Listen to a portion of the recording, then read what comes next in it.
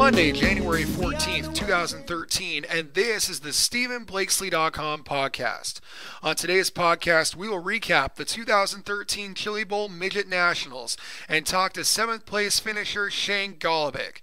We will also have an interview with Irwindale Event Center Director of Communications Doug Stokes about their upcoming reopening season. The 2013 Chili Bowl featured nearly 300 midgets racing for 5 days at the Tulsa Expo Center in Oklahoma.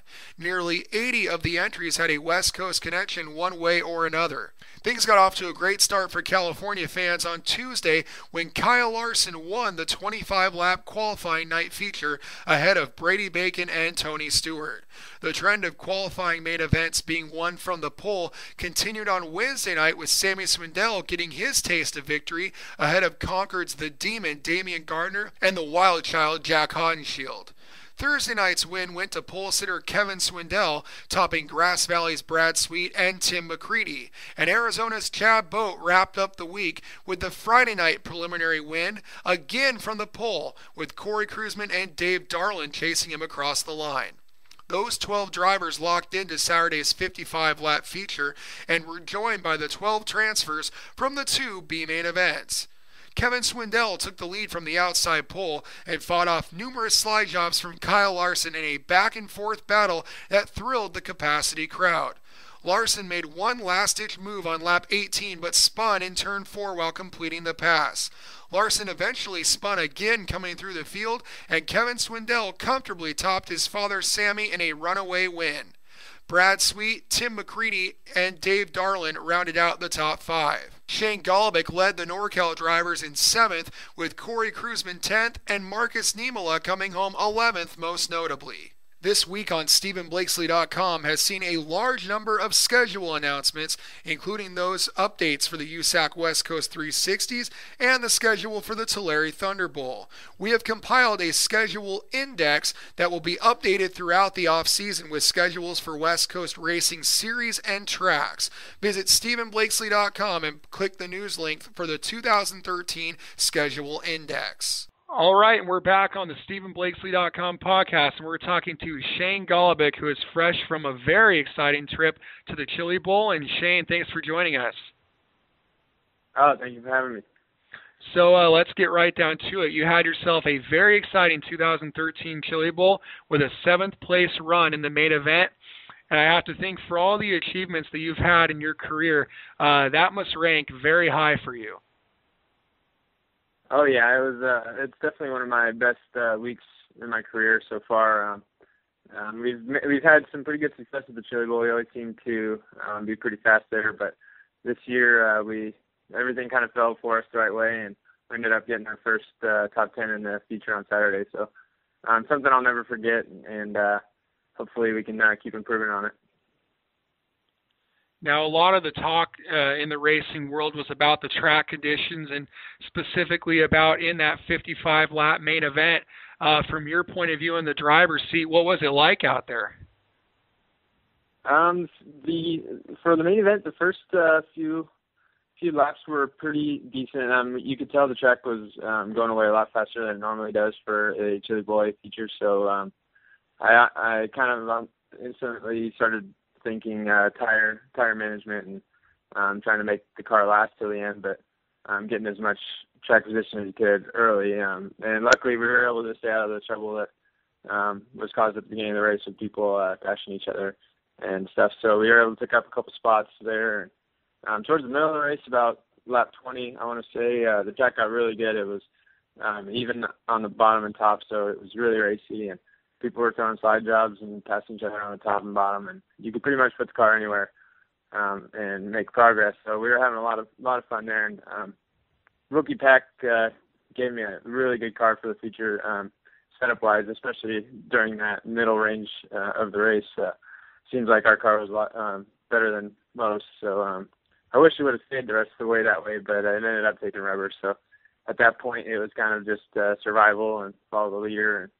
And we actually ended up getting really, really tight at the end and lost a couple spots. So we were actually running 5th with about, I want to say, 10 to go, and lost 2 spots to Dave Dunn and Jerry Coons Jr. So I guess those two guys, you can't hang your head about getting passed by them. they've been doing it a long time. So we're happy with our 7th place finish. And getting yourself a top 10 out of a field of almost 300 cars behind the wheel of the Wilkie Pack number 11. Are there any indications yet on if you might be able to land yourself some more drives with Wilkie Pack this year? I think I represented it myself pretty well, and it seems like they were happy with me, and we worked well together. So we'll see. I'm not sure what their plan is for the whole year, but they did say that they'll be contacting me regarding some races. So we'll see how that goes, and I'm excited to get some more opportunities with such a great team. And one of the most exciting things that happened this week was that your dad got back into a car behind the wheel of Doug Box, number 26 midget. I heard that he had a pretty good run out there. So how did the old man look out there? He did awesome. I was really proud of him. He hadn't raced any form of race car since 1997. That's kind of when my career started. He took a back seat and tried to help me,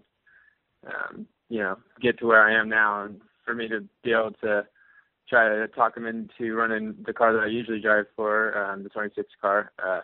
It was awesome. I got to see him almost he had to basically start from square one again. And he practiced on Monday, and he looked a little shaky in the first set, and he gained on it in the second set. And then on his night, every time he hit the track, he just kept gaining and gaining. And by the end of the week, he was doing really good.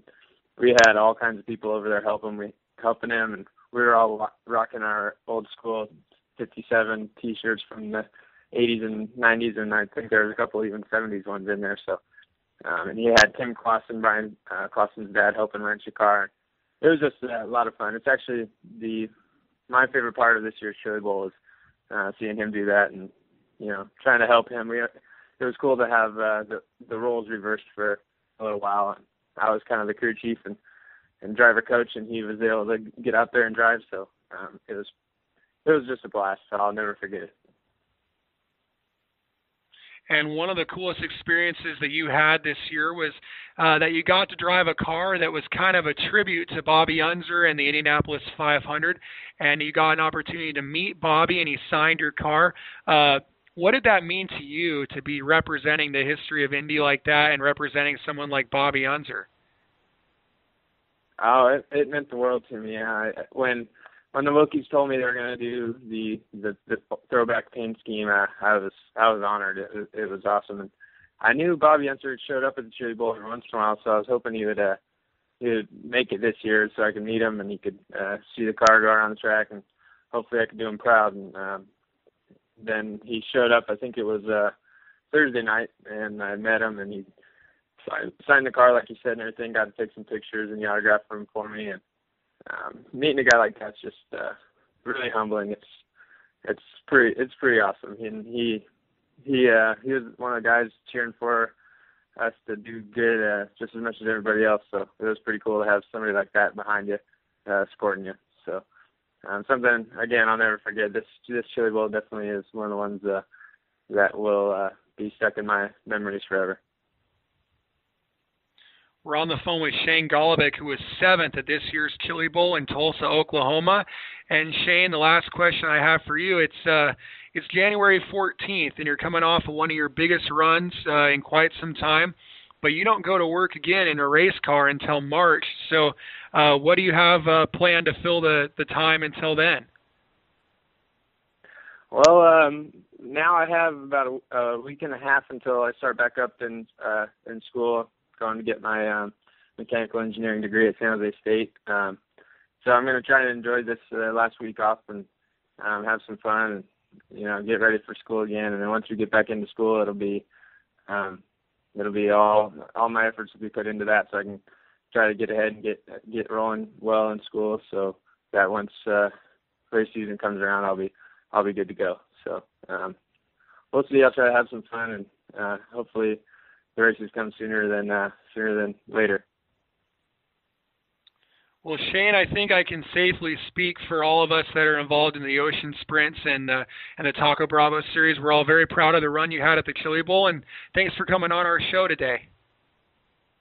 All right, thank you. I was happy to represent California as best as I could. Perhaps the biggest news story of this off-season has been the reopening of Irwindale Speedway under the Irwindale Event Center moniker. The Speedway plans to open on April 6, 2013 with NASCAR-sanctioned super late model and late model races. The track will be promoted by Jim Cohan at 211 Entertainment. Irwindale Speedway will be joined by the opening of the brand new Kern County Raceway Park in Bakersfield, giving Southern California 2 regular pavement tracks for the 2013 season. When we come back to the StephenBlakesley.com podcast, we'll talk to the Director of Communications for Irwindale Speedway, Doug Stokes. But first, a look at our sponsors. StephenBlakesley.com is brought to you by MotoWear International. Throughout the world of racing, there is a common thread. MotoWear, online at MotoWear.com. And also brought to you by Lodi, California's Garcia Racing, offering modified rentals at Roseville, Stockton, and in the Lucas Oil Modified Tour for the 2013 season. And we're back on the StephenBlakesley.com podcast, and we're talking to the Irwindale Event Center Director of Communications, Doug Stokes. And Doug, thanks for coming on our show today. Well, Stephen, it's a pleasure in more ways than one. As you know, it's great to be back. I'm back with the track here, and I look out from the window and I think, this place wouldn't have made that great a truck parking lot anyway. But we're back. We're as you know, we've got a schedule out, and obviously NASCAR is back in Southern California. Hopefully, we're going to see it. Our friends up at Bakersfield as well. So. Pretty good deal for a short track in SoCal, I guess, huh? And NorCal. Well, and for all of us up here in Sacramento, California, we know that when we arrive at Irwindale Speedway, it's such a magical place, and so I think that speaks volumes that you get to work in that office there, and you get to every morning come into Irwindale Speedway and look at that great place. I think the biggest question is you guys are going to have 2 late model divisions with the late models and the super late models. Everyone wants to know what class is going to be for your Division 1 points. Late models. Late models will be the feature division. And we all kind of know that the super late models are still going to kind of carry a lot of weight. And from your point of view, and what you've seen so far, what's been the response on the super late model guys? Do you guys expect to have a little bit of a better car count than you did in 2011? I do. It's surprising how many people have talked about bringing them out. I don't know. It's always a thing when you look back historically. You look at the top division, the most expensive one in the weekly deal. It kind of rises to the top, gets more expensive, and sort of peels off, off the top, and then the next one rises below that. But super late models here, I was surprised to hear the kind of response that we've got, and that those folks want to come out, want to run their cars, and it's pretty heartening to hear. I don't know if it's or the old missing the well because the water's run out or something. When you come this close to a track going away, I guess everybody kind of looks around and goes, wait a minute, I got to support that joint. There's too many that are no longer around, and that you never got a second chance. And so, as I say, we're all very, very surprised in the number of people who've already come in for licenses. We're already selling, NASCAR licenses, and the people who are calling in and coming in and getting both numbers. They want their number that they prefer, and also pit spaces. No, we're real pleased. I guess a year away has kind of really put people on their heels about this thing. So we're ready. Now, You worked with the old group that was managing the Irwindale Event Center, and now you're involved with the new group with Jim Cohan. I think the word that I've heard from some of my friends talking to Jason, talking to Tommy Mason, is that everything there just feels a lot more refreshing and enthusiastic. What's the feeling like in the office now as we move forward to 2013? Oh, it's great. I go back, frankly, I was a second employee in this joint, and so I go back quite a ways. In fact, I was out on the main parking lot behind the grandstands today, and they were putting in a new tower for the gas company. And I was thinking that was about where the trailer where Ray Wilkins and I sat for, God knows, 6 months when we were first, in the planning stages of this place. But there's a refreshing feeling here. Certainly, the Jim Cohan, who's is a terrific guy and a great leader, and stuck his neck way out to say, let's bring this place back. He's done tremendously with the driving school, the LA Racing Experience here, stock car driving. They run 3 days a week. They run Wednesday, Saturday, and Sunday.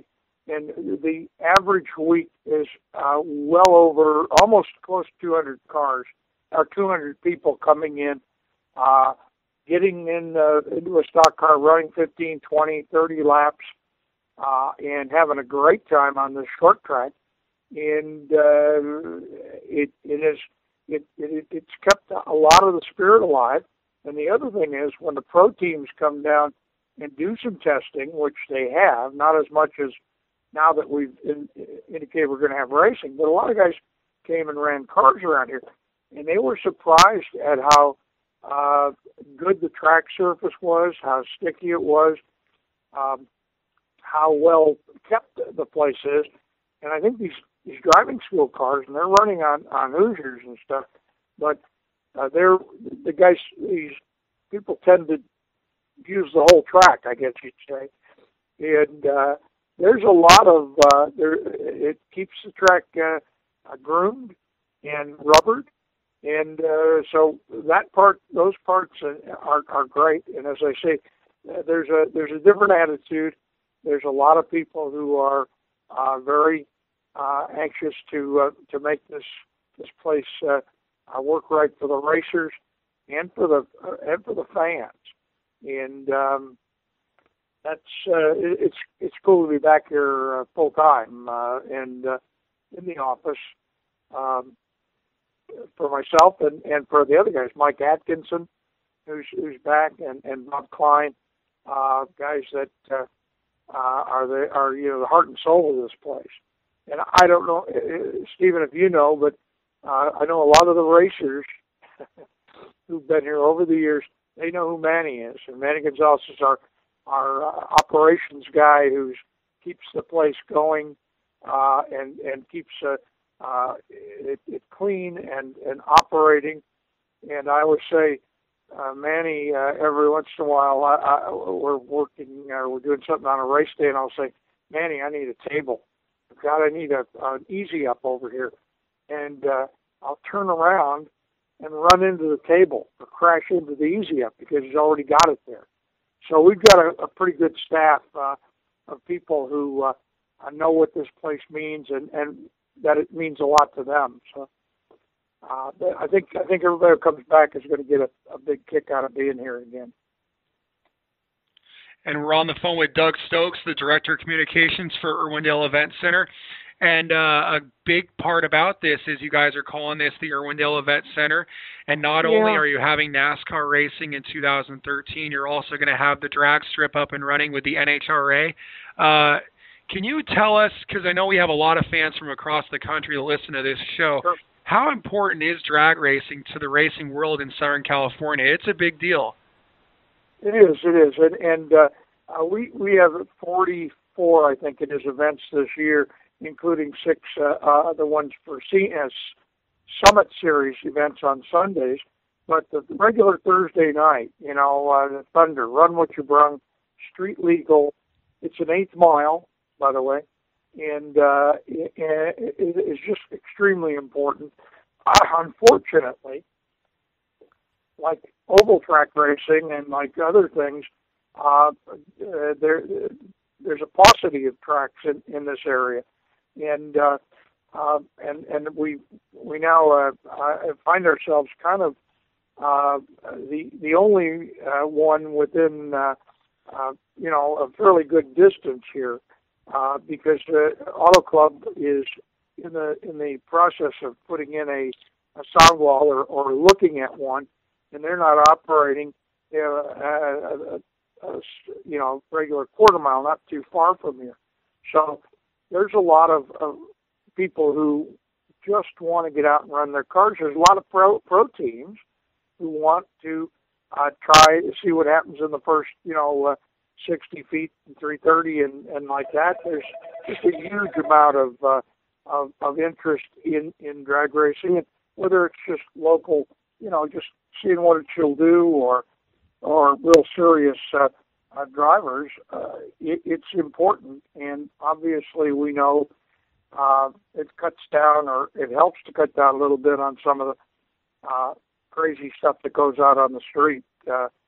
I know when we were closed for a short time in the beginning of the year, or at the beginning of last year, when the drag strip did not reopen after the bankruptcy of the former operators, Irwindale police told us there was more activity over on River Grade Road. There was more activity over on some of the places that they used to see a lot more, drag racing, illegal street racing.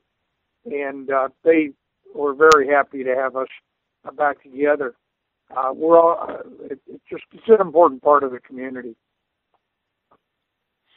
And the last thing I wanted to touch on, Doug, is if you look at your schedule this year for the oval track, and you guys have yourselves the super stocks and mini stocks, legends, bandoleros, and for being a racetrack that is only running about 16 events this year, it seems like you guys have found a way to fit in the grassroots racer and make that a big part of your schedule. How important are those guys to what Irwindale is going to do? Very much. Those are the people who come in. They pay their own way. These are guys who don't have big deals with the big companies and that sort of stuff, who really are as you say, the grassroots, and who are learning something here that to take along with them to the higher ranks. It's part of it. This is a big speedway. I kind of started that thing called LA's Half Mile Super Speedway a number of years ago, and it really is LA's hometown speedway. It looks like a mini super speedway, but it races like a hometown track, and that's really what we want to do. The other thing I know, if you notice, Stephen, of course, the schedule, it's not 6 or 8 different events. There's room for an additional event someplace in the schedule. There's room for an additional division if someone or if a group decided they wanted to run a couple of races. I would love to see, frankly, a couple of open wheel races. You're from open wheel country up there. I'd sure like to see a few of the the Ignite or Ford Focus, the new name Ignite series. I'd like to see a couple of those. There's some really great races, some good kids. But every race that we run now has to be on a basis of, carrying its own weight and making sense right across the board. But there is room. There is interest in some additional nights. The other thing is a number of the Saturday nights may have things like special drag races on them, where we're not going, 31, 33 nights of NASCAR straight in a row, which in Los Angeles did not play very well, I'm afraid. Well, Doug, we want to wish you guys a great 2013, and of course, we're all very excited to have Irwindale opening up, and of course, Kern County Raceway opening up. And it's just overall a very exciting time for Southern California racing. And again, I want to thank you. I know you guys are very busy down there, and good luck in 2013. Hey, all my best to all our friends up in your area, but I know you're heard all across the country. Come out and see us. We're right here in Southern California, right near bigger Pasadena. Look, if you don't know where Irwindale is, and come and see this place. We think it's a great place, and we appreciate the kind of efforts that you put in. You got a spot in the press box, down there, right down on the right front part of the press box. That's your place, and we love to see you. And we're looking forward to a little bit of rivalry between us and our friends up at Kern County. I think that's going to be an interesting thing. We'll get the UCLA SC thing going here, and get some real rivalry between Bakersfield and the northern one, and maybe Vegas and all kinds of stuff, just like the old days. Thanks so much for putting us on today. We want to thank you for tuning in to this edition of the StephenBlakesley.com podcast. And if you're following us on YouTube for the first time, thanks for watching our new podcast in YouTube format. A reminder, for the best in short track racing news, you can follow us on our website, Facebook, and Twitter pages. Thanks again to Doug Stokes and Shane Golobic for being on our show, and we'll see you at the races.